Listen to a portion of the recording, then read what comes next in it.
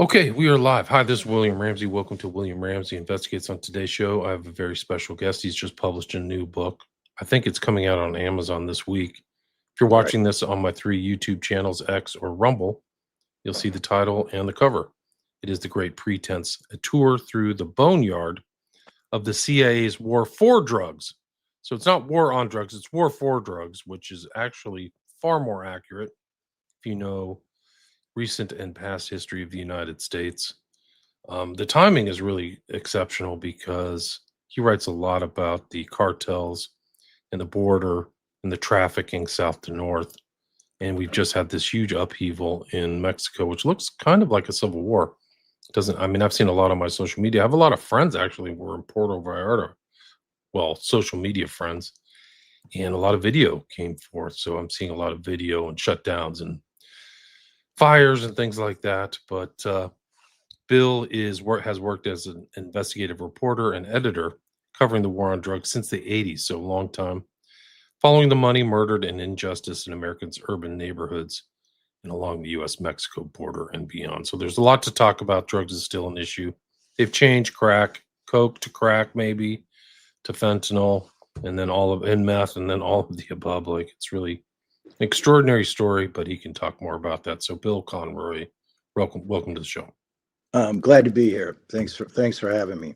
Awesome. So for people who haven't heard your name, not familiar with your work, not familiar with this book, maybe you can talk about your career, your background, your research, and what led up to the publication of The Great Pretense. Yeah, I've got about 40 years as a journalist, working mostly either as an editor-in-chief, managing editor, or staff reporter, depending on the location. So I worked mainstream publications to make a paycheck, and a lot of it was business journalism, right? I mean, most of it was.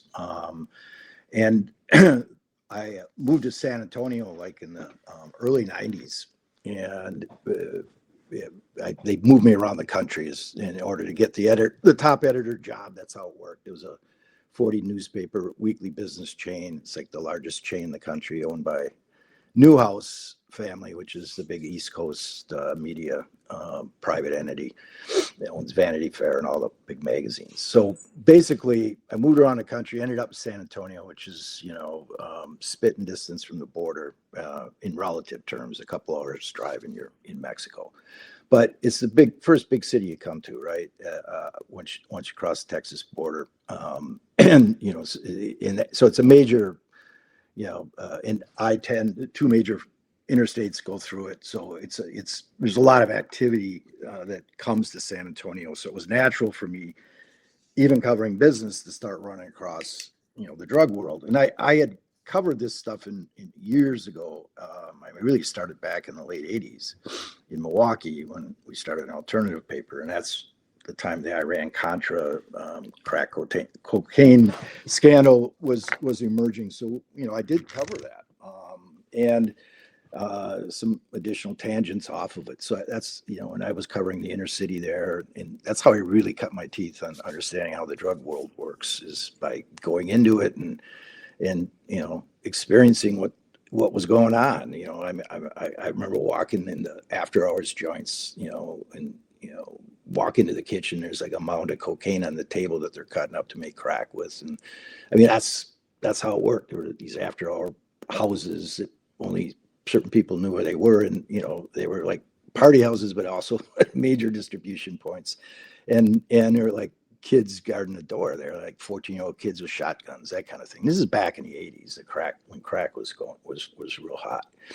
And most of the people coming in to buy the drugs were white kids from the suburbs. So, and most of the people going to jail, especially for crack and getting really hard time, were black folks, because the economy of poverty, you could make a lot more money slinging crack on the corner than you could at McDonald's, and there weren't any jobs. I mean, especially back then, unemployment was really high. So I kind of started to look at the drug war as a multifaceted problem that can't be addressed by law enforcement alone. But for whatever reason, there's so much money in doing it that way that since from the 80s forward, we just saw an increasing militarization in our society along the border to where we're at today, where ICE is a product of the drug war. I mean, they did drug war. That's who I first started covering on the border. Was a major scandal. It was the subject of my first book called Dispatches from the House of Death. And it was about the Juarez cartel and informant at ICE, the famous ICE, was operating there and allowing him to commit murders because they wanted to make a drug case. So there was like 12 people that were murdered and buried in the backyard of this house, and their informant was in charge of the house, in charge of burying the bodies and participated in some of the murders. First murder, he came back, he recorded, and they listened to it, and they told him, well, you go back there, you bury the body, but don't tape record anything else. So they didn't want an evidence trail of what was going on. So, and the corruption, the way they got stuff across the border back, and it still works that way. It is, it isn't like, like they've got to use drones or, it's corruption. They buy off inspectors on the bridges and they coordinate the loads to bring them through when those inspectors are working. That's how they did it. They had a whole operation that way. And they'd run 3 trucks through, expecting maybe 1 get caught and 2 get through, loaded down with, the drug of the day. And they would recruit the drivers, mules. Some of them were U.S. residents or U.S. citizens that were involved right on the border there, but a lot of them were just truck drivers that they were bringing it across in truckloads across the international bridges. This is during the height of NAFTA starting up, and so they'd mix it in with regular commerce. They'd create shell companies that looked like legitimate trucking companies, and it was very difficult, with that much volume of cargo going across the border to stop it. And ironically, as we were blowing up all these drug boats off the coast of Venezuela and Colombia, in the Caribbean and the Pacific, cocaine seizures actually went up on the border that we supposedly have closed, right? Because cargo is still getting through the border, right? It's not people. And there's 100 different ways. And as soon as we figure some way to stop it, they come up with another way of getting it through. One story I covered, they figured out how to fuse cocaine into acrylic, and they make like lamps or whatever they wanted. They could make form out of this acrylic. And that's how they were smuggling cocaine into the country then. This would have been in the 15 years ago, when I was covered 10, 15 years ago. And it was to the point where the DEA couldn't figure out how to extract the cocaine. They didn't have the formula, so they had to fly. They flew up one of the chemists that the cartel was using that they had flipped to tell them how to extract the cocaine, give them the formula. And before that guy got here, he got murdered, right? So this stuff, this cat and mouse game has been going on for years, and it's basically resulted in huge budgets for law enforcement and for the military, for that reason, for that matter, being deployed against drug cartels. And this strategy that has never worked, and it's not going to work now, is of taking out cartel kingpins. We just took one out in Jalisco. He was already kind of semi-retired, but the way these cartels work is they are not like one entity. There's a command structure that's a coordinating structure, and they have a large security forces, and it is very violent. But there's hundreds of thousands of affinity groups, cells, if you will, or people associated, whether they're gangs or just drug mules or people. It's a way to make a living for a lot of people in utter poverty in these Latin American nations, and that's why it won't stop until you end the poverty. These people, like one cartel guy I talked to, said, "Look, I'd rather have 5 years of a glorious life than 30 years of misery and despair." So they're willing. They fully recognize what they're getting into, and it's a dangerous game, but there's a lot of money in it. And we keep going after the drugs. The drugs are a renewable resource. We keep going after the kingpins. The kingpins are a renewable resource. What's not so renewable is the money, which we don't really go after. And when we do, the banks involved in the money laundering, including U.S. banks, get a slap on the wrist, maybe fined a quarter's profit, and they've made more than that, allowing money laundering. And nobody goes to jail. So the money keeps flowing. As long as that happens, the drug war keeps going. And as long as there's demand for the drugs here, there will be people that will make money off of serving that demand. So it's a complicated problem, but It's kind of been how I got into this, is just starting out in an inner city neighborhood in a mid-sized U.S. city to understand how it worked on the ground there, and then tracing it, following it like a business. So from the bottom to the top, and everyone benefits in this drug war as long as the drug war doesn't end. That's the way I see it, except for the people dying, right? And that's the price of the game. So there's as long as we have hysteria over this drug war, and we decide the way to do it is to go in and use military or police force to target drug traffickers. And not that we shouldn't be doing that, but if that's our sole strategy, which it seems to be, and we keep pumping money into these law enforcement budgets and the CIA, which is involved, and NSA, which is involved, they really don't have an incentive to end it, do they? Because they just want to make bigger cases and get bigger budgets, and then they go into the private sector and work for a large corporation, and they make more money there. So there's just it's just a sad thing to watch, and it's so hard to explain to people in a short narrative how it works and why it's messed up. And so that's why I write books, because it's the only place I could pull together all my reporting. So I've written 3 books, on law enforcement corruption, and much of it intersecting with the drug war. And the first one was Borderline Security, written back in 2004. That's still online at the publication I did a lot of my work for, Narco News. And then 2 years ago, I wrote Dispatches from the House of Death, which I just discussed. And then the latest book is The Great Pretense, which takes a hard look at the intelligence operations that are part of the drug war, particularly the CIA, and how they work or don't work, and the turf wars between CIA and DEA, and the borderline hatred between those agencies at times, because DA makes a case, CIA decides they want that asset or that informant, and they make the case go away. So DA spends a lot of time trying to keep cases out of the sights of the CIA, so the CIA can't mess them up. And the CIA is constantly stealing informants from DEA because they want to use them to gather intelligence or to get leverage on foreign nations, to advance the ever-changing optics of our White House, depending who's in there. And DEA wants to stop the drugs from coming across the border. Well, that's not CIA's priority. If the drugs come through in the service of a bigger national security objective, that's what happens. And so that's the game afoot. It's just not going to end without somebody seriously rethinking U.S. drug policy, both in terms of the preventative side and the demand side. Because the reason this keeps happening, the reason we have so many drugs coming across the border, is because there's a huge demand for it. And until we have better programs there in terms of our addiction control and drug prevention that really work, that aren't like DARE, which is just another propaganda kind of program. I mean, I guess it's good to introduce kids to the dangers, but the irony of DARE, which was really kind of a outshoot of after the murder of Kiki Camarena in Mexico, is that there's plenty of evidence to support that some of the people that murdered Kiki also were CIA assets. All right. So, and that's in the book.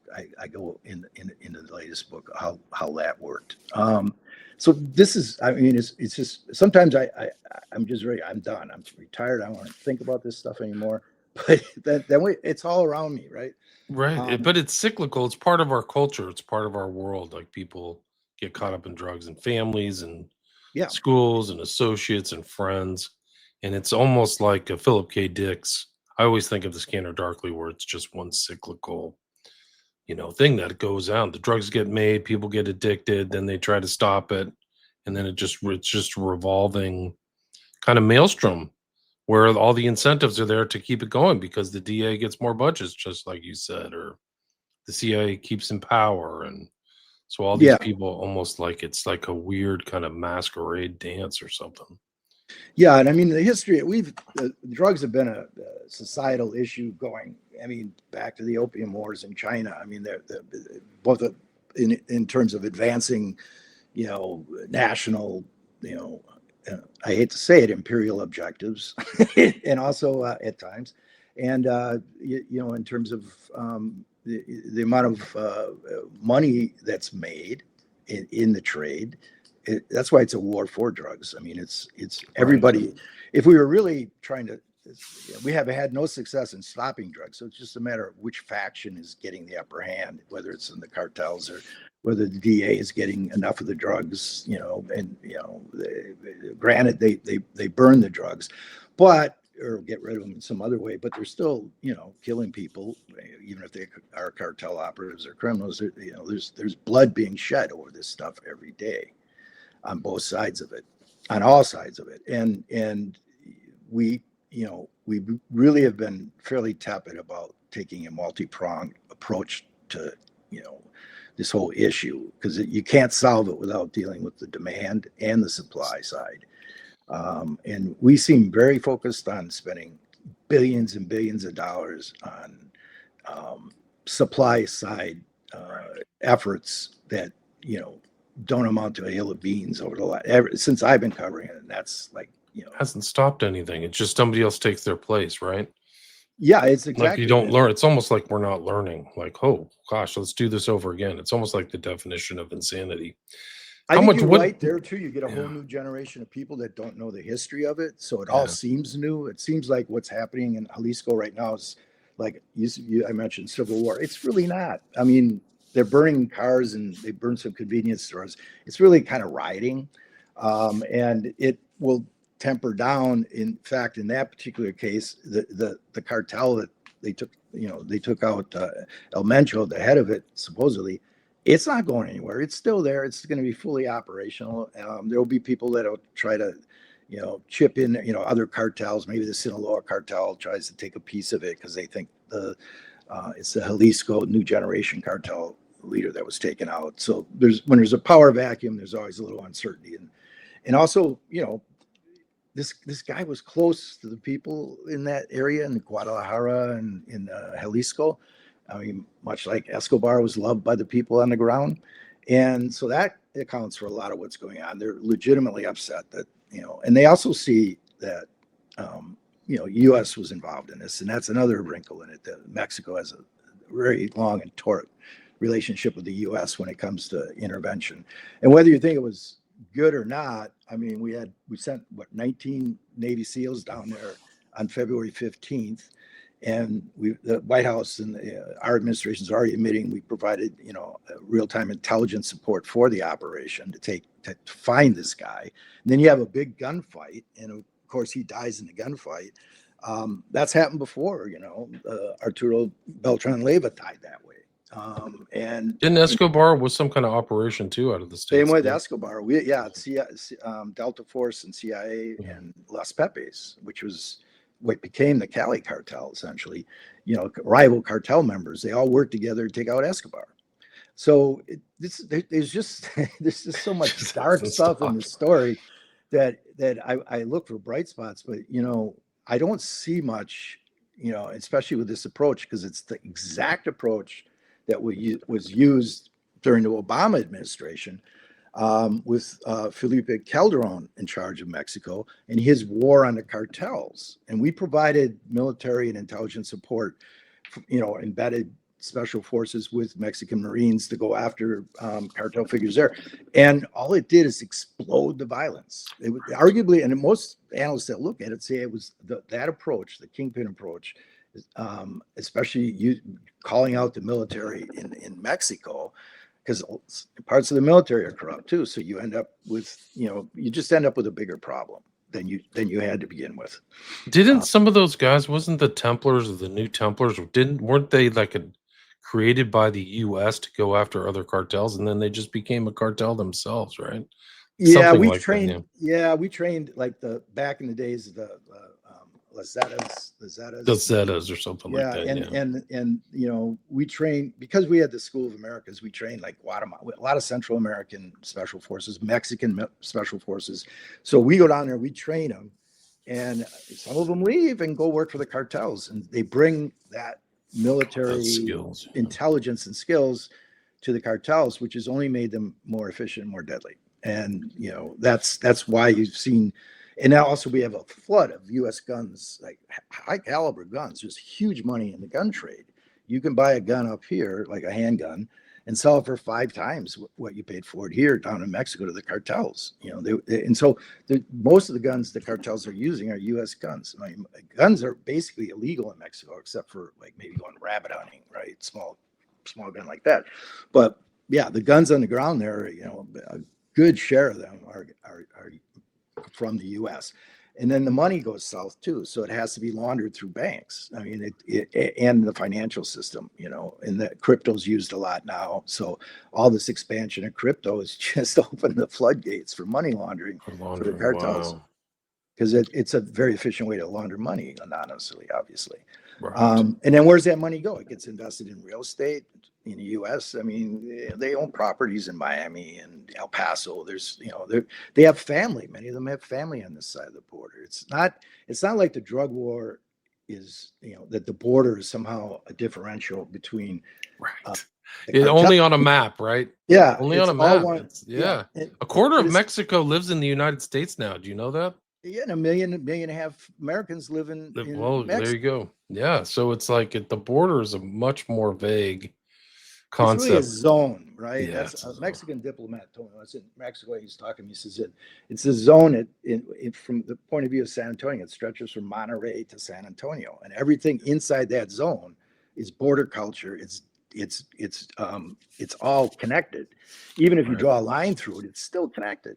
Yeah, El Paso and Juarez are tied to the hip. Oh, yeah, yeah. And you mentioned Bowden in your book. He's probably one of the great writers about the whole borderlands, right? Would you agree with that? I totally agree. I got to know Chuck. He was I do explain the relationship with him in the book, and he was, and Webb too. So mention Bowden and Webb. Yeah, people don't. Webb is still around. They just, this whole thing with the Epstein files.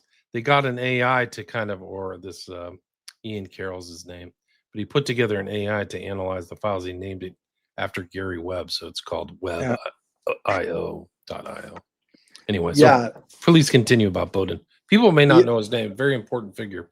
Yeah, I mean, the way I got connected with Chuck, I call him Chuck, was the drug war, and when Gary Webb died, and that's another story how I got to know Gary. But Gary died, and I remember that Gary had told me, the one person he would trust with his life was Charles Bowden. And I knew Charles just from his writing. I'd never interacted with him before. But I wrote a story about Gary Webb, and when he died, and I called Chuck, and and that's when I first started talking to Chuck about the drug war and about Gary, and got to know his history with Gary, and we continued corresponding for years on the drug war. We shared notes. He'd give me tips, leads. I mean, he had a far deeper reservoir of sources and understanding of the border than I did. So in many ways, he was a mentor to me. And he opened my eyes to a lot of things I probably would not have seen had he not kind of, traversed that ground. And he was a very hardworking journalist. I think he put out like 40 articles and books. Yeah. And yeah, he's a great very writer. Fastidious. Yeah, he's a great writer, and he's a great reporter. He got it right, but he also had a way of, I remember having a conversation for him, and he said he was some of this effect that he was lucky that he was able to write what people were thinking. In other words, he could put into words what was already in people's minds and hearts. And that he recognized that was a gift that he had. And so, and all great writers, that is really what they do. They're not creating something from whole cloth. They just have a way of kind of tapping into the subconscious and the consciousness of people and putting into words what people are already experiencing, or already intuitively understand, but maybe don't quite have the words to put around it. And that was a great gift he had. And he wrote a number of books in the drug war. He's also very much an environmentalist and wrote a lot about the border environment and the desert and so forth. But and wrote Kill the Messenger, right? That turned it into a movie, right? That was Gary Webb's the movie was about Gary The movie Webb. was about Webb, but I think he wrote a book called Kill the Messenger, and that was the name of the movie. I could be wrong. Yeah, I don't know if he wrote that particular book. That was another Nick. By guy Nick Shue. Nick Shue did it. Yeah, and I know He Nick wrote the preface. I'm sorry, excuse me.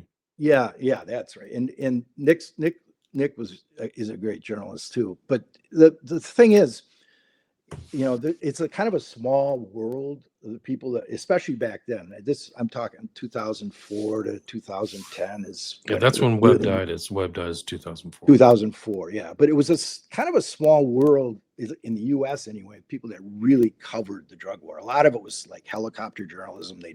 Or embassy, strapped journalism, where they go out embedded with the Mexican military, or they'd helicopter in for 3 days and try to write about it. I mean, there was a whole group of us that actually lived on the border that were covering this stuff. Chuck, Gary was out of the picture too soon, but he was covering obviously the Central American stuff and Iran-Contra. And then there were a number of other journalists that we would talk because we'd compare notes. It was a kind of a close-knit group, doc filmmakers, journalists, some artists down there that were working on it. So that period was kind of cool, as much as it was scary and violent. I mean, it was cool because we felt we could change the narrative, right? If we actually started writing the truth, and immersing ourselves in what was happening. And, I don't think we succeeded because this narrative keeps coming up every time there's a kingpin taken out. And, it's just muscle, we have this muscle memory. We've seen it before, but to many people, especially younger people, it's brand new. And it's easy to sell them a lie when it's brand new. I think as you get older, like us, we start to connect more dots. And, maybe books are helpful for that. That's why I started writing books. And you got to read a lot of books because it's my point of view. It's Charles' point of view, but at least it's informed by experience. There's a lot of books at narco.news. I don't know if you're affiliated still, but I've had a couple of the earlier guests have their books there. Toby Muse, Kilo, I interviewed him. I've interviewed Narco Saints. That's Wayne Klingman. So I've had a few, I've talked about the subject. Yeah. And there are good, I mean, this is not to say there aren't a lot of good journalists now for sure covering it. But it's for whatever reason, the mainstream narrative on it, particularly, the quick hitters that you get off the mainstream press when you have a kingpin taken out, like in Jalisco, is, they immediately jump to the they're going to attack Americans. We got to shut everything. It's just not, it's never been the case. They do not go after their customers. I mean, that would be insane. Even if they're being attacked, they still got to move product to raise money. And you don't do that by killing your customers. You don't do it by attacking a superior military force. That's going to make your life even worse. So most of this is like, shadow boxing. Okay, you took out our kingpin, it's like the water just flows to the next thing. It flows to the next thing. It keeps going, and you can't kill them with bullets like this. You got to cut off the money. You got to take out the profit motive, and you got to reduce the demand. Those things are probably effective, but and of course, busting loads here and there, it gets some drugs off the street. I'm not going to argue it doesn't, and I'd say, yeah, do it, but it's not going to end the drug. It's not going to end the problem. It's like whack-a-mole, for every load you bust, there's 2 or 3 that got through. I remember the crack epidemic. I remember Freeway Ricky Ross. I'm from California. Mm-hmm. So all this stuff was and Dark Alliance. I actually lived in the Bay Area when that came out in San Jose Mercury. And I remember the kind of wildfire, like, what? These guys are actually making money off the drug trade and funneling it back into Contras and all that stuff. It was really something else. And this is pre-internet, so these young people, they take it for granted that you get hard-hitting journalism that shoots straight to you. Back in the day, a lot of these stories would get spiked. You would never even know somebody wrote a story because it would never get through the editor. That's why Narco News popped up. No, you're absolutely right, and mostly because it causes more trouble for these papers than it's worth, and their profit orientated too.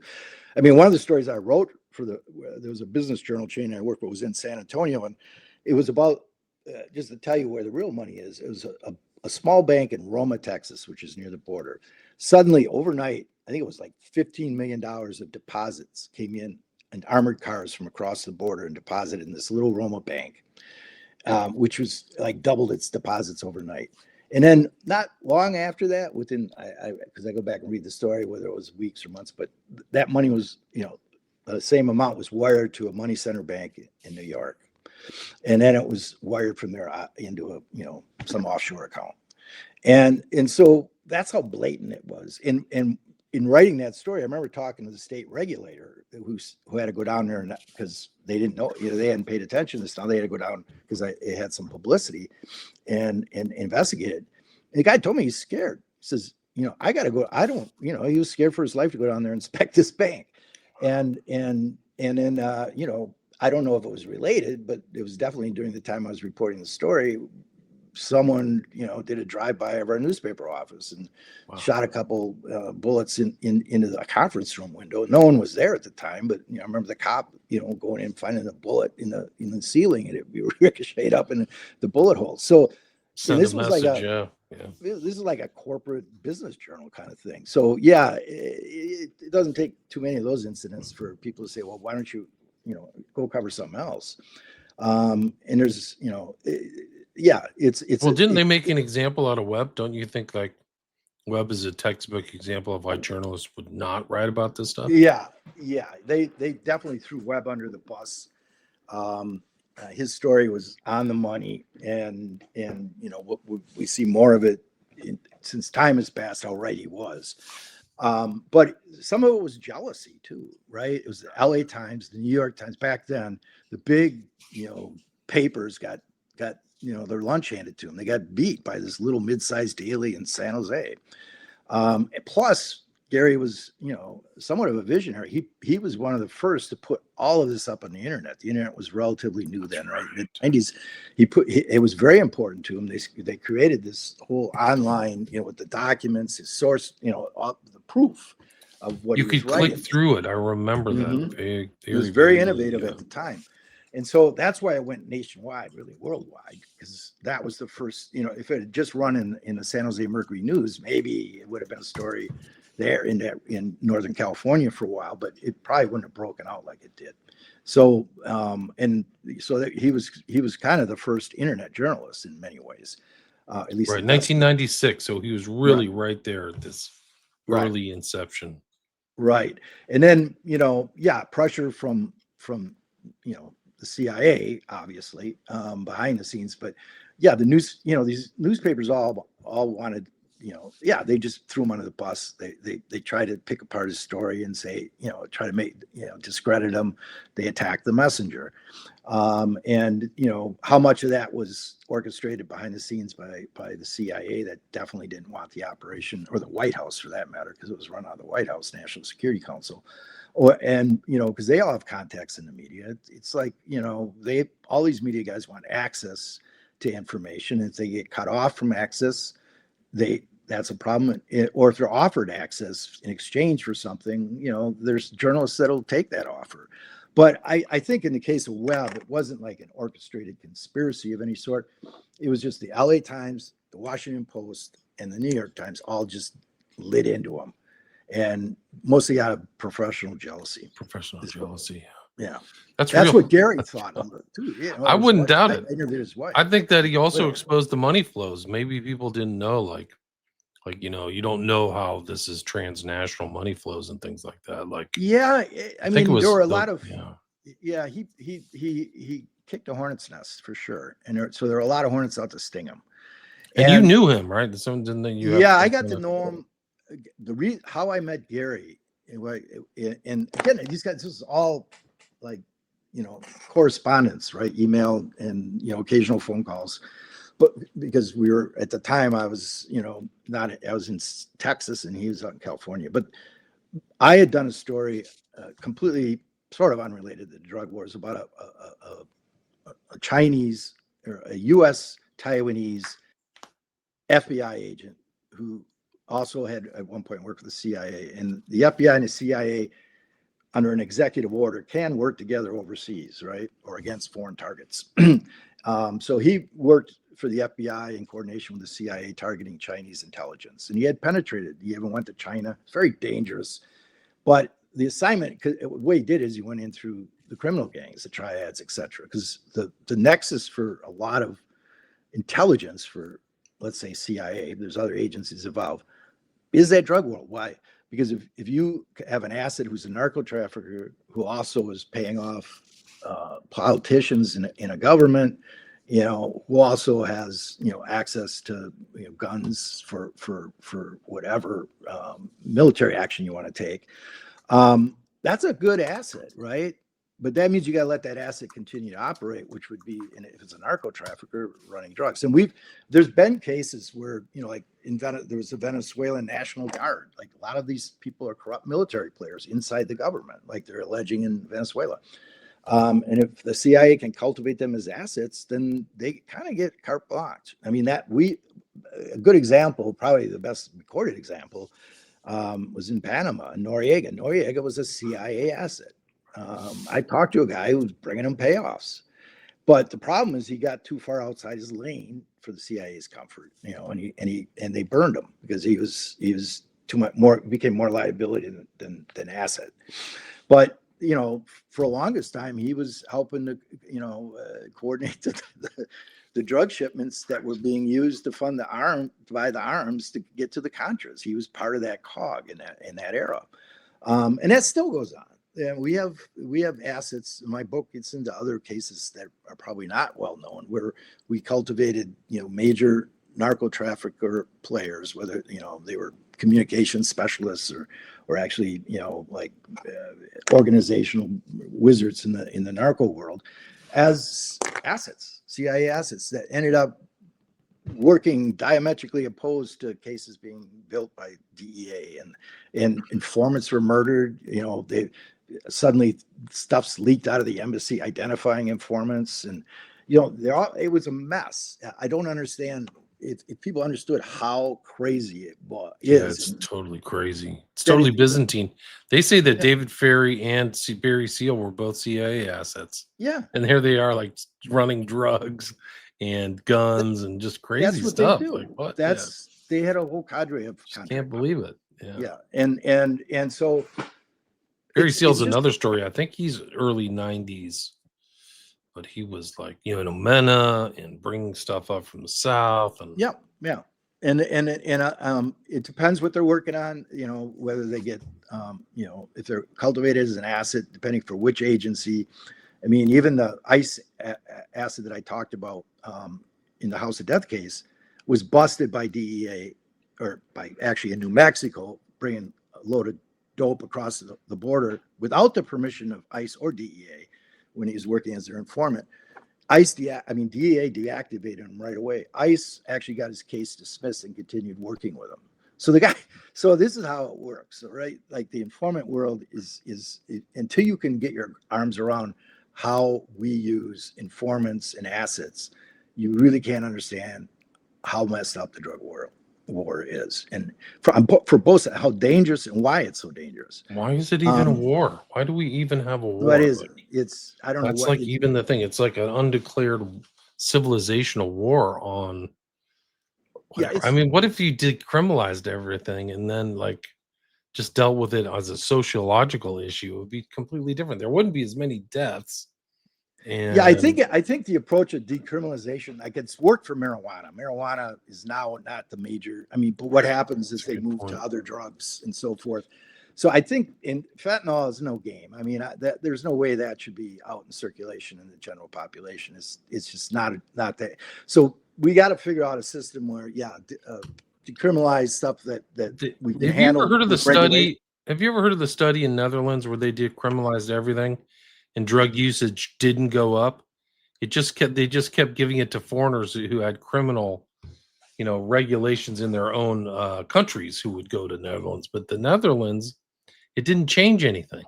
So and it is true. Portugal experimented with it. For that matter, Seattle is experimented with basically. How's that going? It didn't. Like I said, it works fine. Marijuana is like it's a huge business. It's regulated. And it's there's still a gray market or a black market for weed, but it's greatly diminished because it's so easily available and the prices are really kind of affordable, to be honest with you. And but where it doesn't work so well is when you get into stuff like fentanyl and heroin. You can work with heroin for people, but that's addiction stuff. That's where you got to work on addiction and addiction control and getting our programs suck. They do. They're more punitive than real. There's some that are good, right? But as a national drug policy, we aren't focused on harm reduction. We're focused on, increasing the harm to those who are in any way, even if they're, casual recreational users. So yeah, we need somebody who has some smarts, probably more than one person, who can design both a national program and an approach internationally to deal with the bad actors. I think the better way to deal with the bad actors internationally is going after the money, and the better way to deal with the supply or the demand issue here in the United States is to really put make it a healthcare issue, like you said. Right. Yeah. And Shift it up.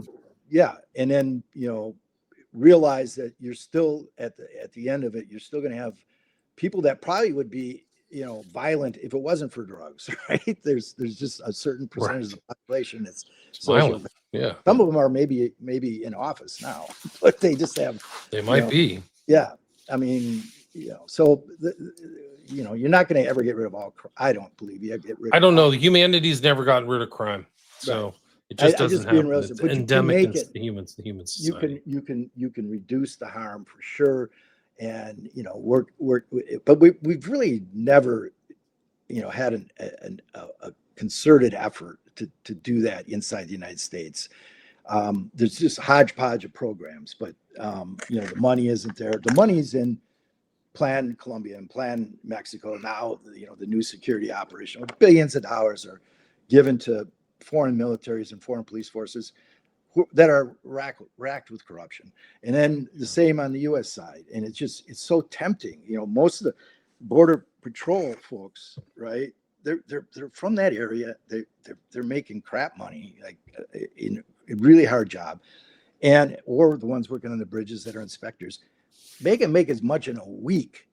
Work, winking and nodding, letting loads through or letting people through as they would in a year at Border Patrol. And once they're bought off, they're stuck, right? Because they got them, right? They got to keep working for them or they get, they end up getting Plomo or Plata, isn't that it? Something like that. Yeah. Well, they don't necessarily, I mean, they use the same techniques that intelligence agencies do. One story, I remember they recruited an inspector on the bridge in Juarez by getting a woman from in El Paso, by getting some woman from Juarez that worked for the cartels to become his lover, and sucked him in that way. And then he took, it's like a little bit at a time. You do one, just do this once, just do this once. It's just once you're in, you can't get out. And so that, and then once that happens, there's like nobody wants the corruption on their watch. So it's hard to root out the corruption inside our law enforcement because then it hurts their budgets, makes them look bad, et cetera, et cetera. Right. So our oversight, and it's been completely dismantled now in this administration, but it was bad to begin with. Right. Lax oversight. Now it's their war on cartels, right? I mean, this is it. So that's kind of the, like the big picture. But to get back to Gary, so I was covering this story on this FBI spy on China, and it all came out in the court records, right? And that's what I was writing from, the court records. And then after the story ran in my weekly print publication and online at the time, I was made aware that the DOJ had filed a motion in Sacramento where Locke Lau had filed his lawsuit. It was a workplace hostile discrimination case where all this came out, an innocuous case, but all this explosive information came out. They filed a motion to retroactively seal the documents, the court documents I had used for the story, and to seize any computer that had the court documents on it, which was my computer. So I knew they were coming after me. And that's how I met Gary. I knew the guy that started Narco News, El Giordano, And I knew about Gary's work, and Gary at the time was working with Narco News. He was for a short period the editor of Narco News. So I Is Al contacted him personally. Giordano still around? He passed died. away? Died in July 2023. Oh, sorry. Cancer. Yeah. Sorry. Yeah. And anyway, so Gary said, the judge hasn't ruled on this. Get those documents out. In fact, send them to me and I'll get them out for you. And I did. And he worked with the First Amendment Coalition in California, and they had it all up on the web. And it's still up, the documents that they were trying to seal. Remember, they were public records for weeks until I ran my story. Then they wanted to put the genie back in the bottle. And so the judge never issued the order. He said, I can order that the records be, that are in the courthouse be sealed, but I can't do anything about the stuff that's already out there. And so he never issued the order. And from that point on, then Gary took up the cudgel. I was taken off the story. I was told not to do any more investigative reporting, to your point earlier, by my newspaper because of the risk, because they take the computer, they shut down the newspaper, right? So it was a real risk. I understand where they were coming from, but it isn't really helping journalism either, right? If you are that easily intimidated. But Gary took it up, and he delved deeper into the story and did a big. It was one of the last stories he wrote on this case. He wrote for the Asian Times and later for the Sacramento alternative paper. There was a story that, he basically got kicked out. I mean, he had to really scrap for jobs. He did. I tried to help him. Chuck tried to help him, and like the case of the San Antonio Express News, he actually applied there. They didn't even return his call. They didn't even get back to him, and this was like the best investigative print journalist in the country at the time. And he couldn't find a job anywhere. And then I remember Chuck telling me, great quote from him, but so true. I keep it to this day. He says, that tells me all I need to know about this business I'm in. You can collect a paycheck every 2 weeks as long as you don't draw blood. Right. It's rough, man. It's pretty rough. It's very competitive too. Like you talk about professional jealousy and stuff. People are rough. Like I've come out of law where it's like piracy, man. They have the morals of like a moral leper is like probably like a saint in legal thing. But journalism isn't that much better, man. They'll steal the stuff stories and take credit and not give you credit. There's all kinds of stuff like that. Like it really does happen. So yeah, it all becomes inside baseball, and people on the outside, kind of look at it that way. But you're absolutely right, and that is a big factor. What happened to Gary is that professional jealousy, really. Yeah, jealousy, right? I mean, it's like that in anything, whether it's even entertainment, sports. Yeah, it's human nature. It's human nature. Bill, do you have time for a few questions? We're at the 50-minute mark.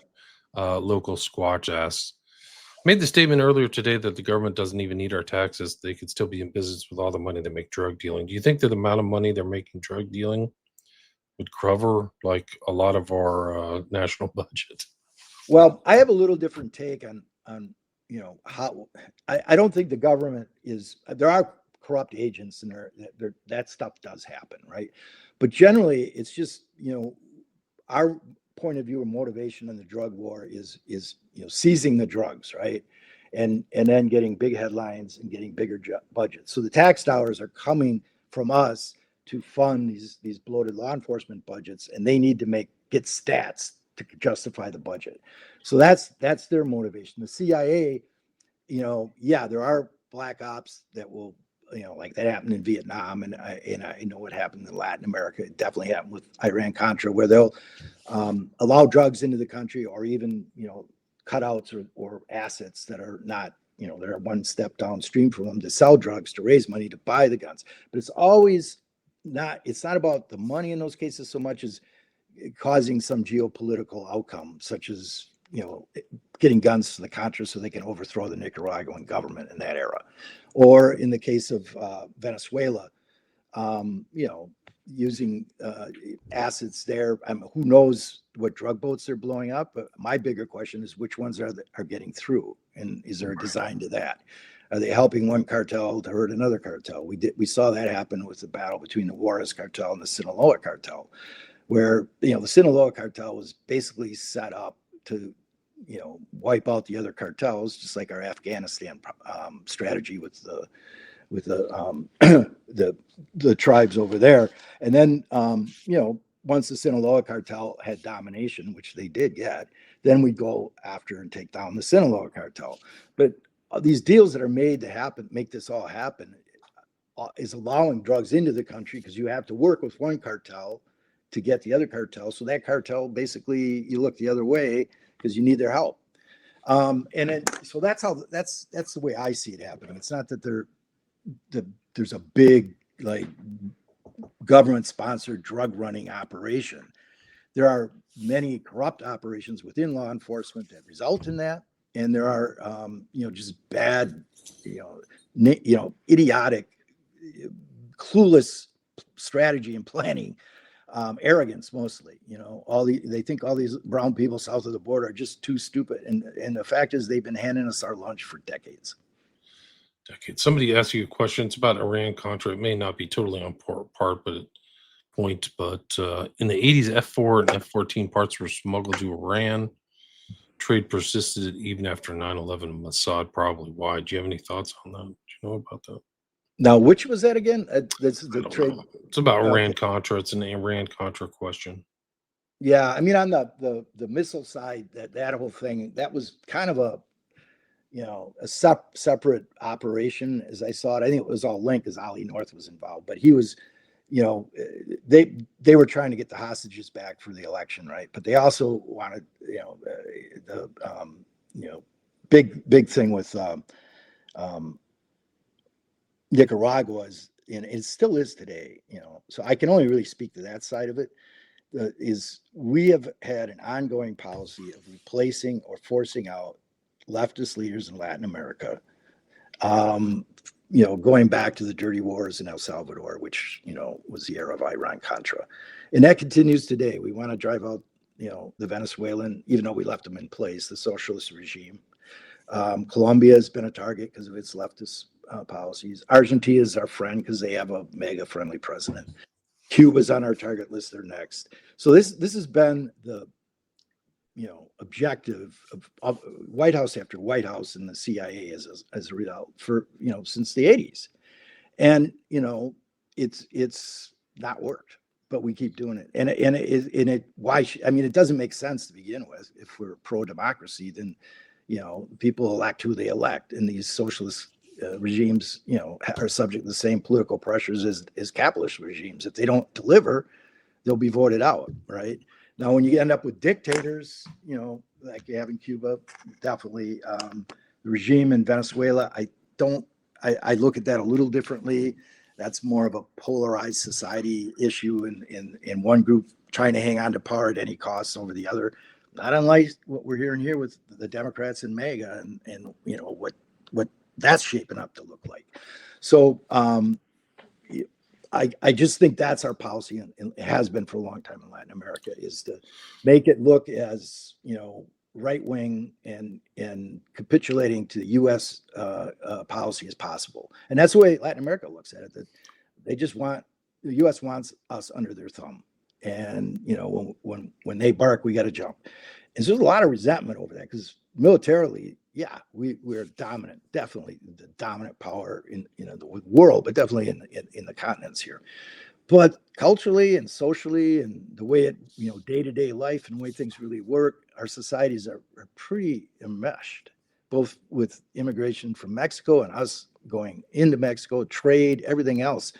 So we're kind of at war with ourselves, the way I look at it, and because we can't come to grips with some underlying issues that have long plagued this nation going back to the Civil War, and the idea that this stupid thing called color and race, and it is somehow an arbitrator of justice and good national policy. I do think that's a factor, and I've had people say the House of Death, where these people were murdered on the border, the southern border.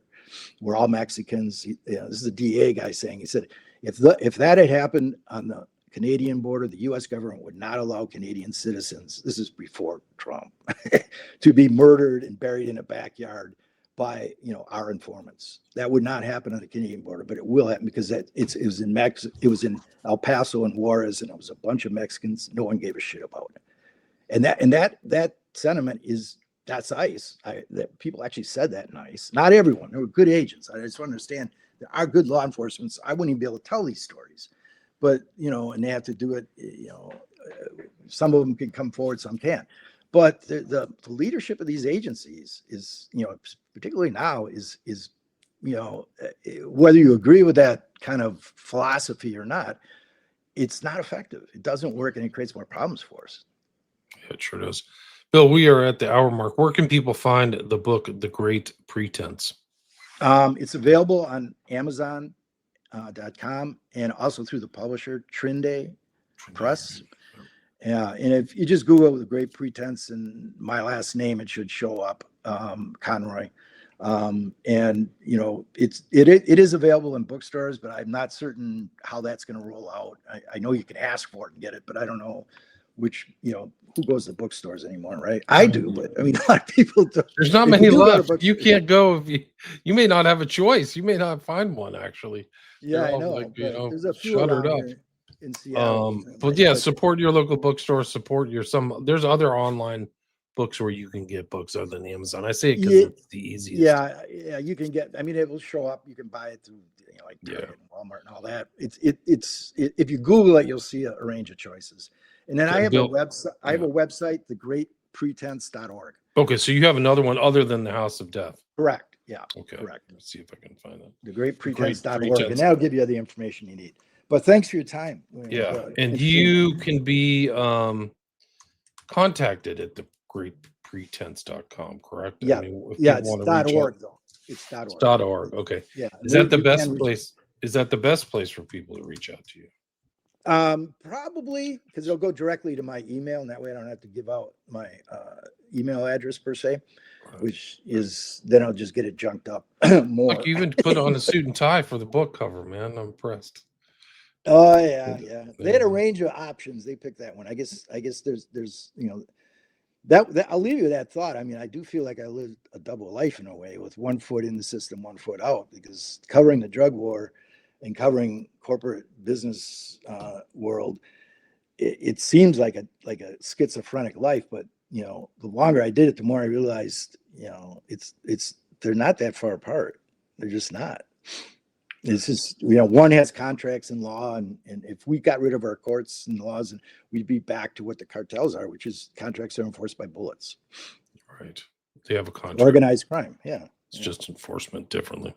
Again, the guest is Bill Conroy, Conroy, and the full title of his new book is The Great Pretense, a tour through the boneyard of the CIA's war for drugs. It's for drugs. I think that's really accurate. It's really what's played out in real time. So thanks so much for it. Check out his other books too, guys.